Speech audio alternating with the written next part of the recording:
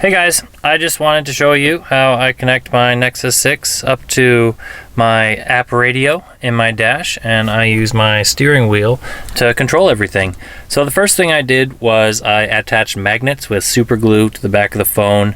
I'll have some close-up pictures of what I did, but then I used Plastidip to give myself kind of a pseudo case. I mostly just wanted a case for the grip, and I like as thin as possible, so I just made my own with Plastidip, and that way I don't really add much thickness to the phone. Again, I'll have pictures and comments about what I did. And so basically all I do is I just unlock my phone when I get in my car and magnetize it.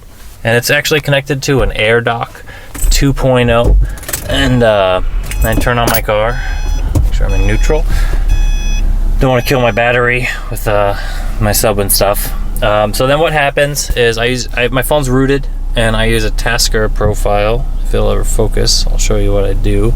I use a Tasker profile, so when my car starts up, then as soon as it connects to Bluetooth, I'm using ARUnchained, and it turns my phone onto landscape. When it's charging, you can see it's charging at the top right there. And then it waits a certain amount of time, goes into, have a chromecast, and the chromecast connects, and then it casts my screen. So once it's up here, you can show you both of them at the same time. It's a little bit slightly laggy, but it's generally pretty good. I can do this, and I just have full control of my phone. So then, I'm just gonna move a little closer. So then I can play music. I stream everything. I still have an unlimited data plan, and I just connect up. You have to press kind of hard on the ARUnchained. It's an old touchscreen. But then I can also use volume from here. I can forward songs, skip everything. Rock out. I can do all that stuff. Play, pause, mute. That's the home button right there. I can also, if I don't want my screen on, which I don't like it on most of the time when I'm driving, I don't really care about song names and stuff, so I just kind of flick this off, turn that off. It just gives me a clock, and sometimes I'll even turn the screen off there, so it's just all dark, and then I just have my clock up there. But then I press this menu button, and it just pops right back up. So if I ever needed to go back to it. One of the big things I like about this is I can just say, okay Google, navigate to Taco Bell. And then say, okay, here we go. So I'm not actually at my house or anything. I drove to a random location, so I wouldn't have to tell you guys exactly where I lived on the GPS, but I wanted to show the navigation off. I don't want any more internet stalkers. I already have Sess and Matt, and they do a good enough job of that, so I will leave them to it. But yeah, you can see it goes to Taco Bell. Navigation works for everything, so I don't actually need Taco Bell. The menu is not that great when it's in landscape mode, but cancel. Alright, so I can do that. If I really wanted to, I could watch Netflix or something while I'm driving. Don't do that. Super illegal, super dangerous, terrible. But I mostly just use it for play music. It's great. I stream everything, and I can control from my stereo, and then I can take it off if I need to, and I'll upload my Tasker profile, but I can take it off so it doesn't just reconnect and do everything every time.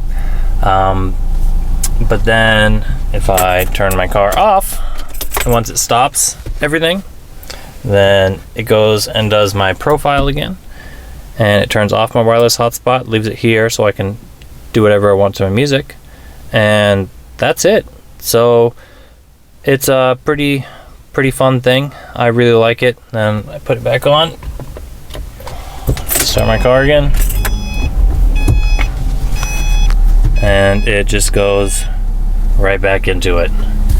So I'm going to upload the Tasker profile so anyone can do this if they want. And it just goes, and we'll just reconnect as soon as the Bluetooth connects up. It can take a couple minutes, or not a couple minutes. Geez, that would be terrible. It takes a couple seconds, and then there you see it goes. There's the hotspot, and then the Chromecast connects. There's this little thing that happens if I automatically go in there.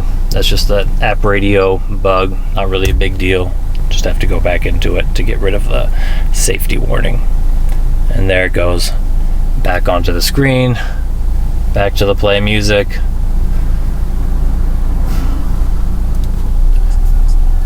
And if I wanted, I could get there are lots of dash, like car dash options that you can have run on your screen. I don't really do anything since I'd mostly drive around with my screen off, but you know, this is I just wanted to show everyone how it works because I think it's pretty cool, and it's exactly what I wanted in a car stereo. I mean, it's not Android Auto, but it works pretty well. Plus, I really like the dock because, as you can see, it is charging. Up there, you can see the little circle going around. It's charging, so it makes it so everything works great. And oh, I want to show you ampere. I knew I was forgetting something. So as you can see, it'll go through. I have an amp. So it's not. This is what the appradio or the AirDock 2.0 gives me. I tried in all the different positions, and I generally stay around 400 milliamps. So as you can see, it's a positive charge, so it doesn't drain the battery doing all this stuff.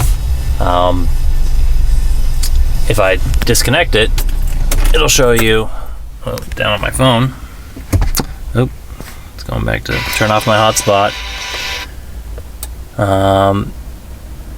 And ampere.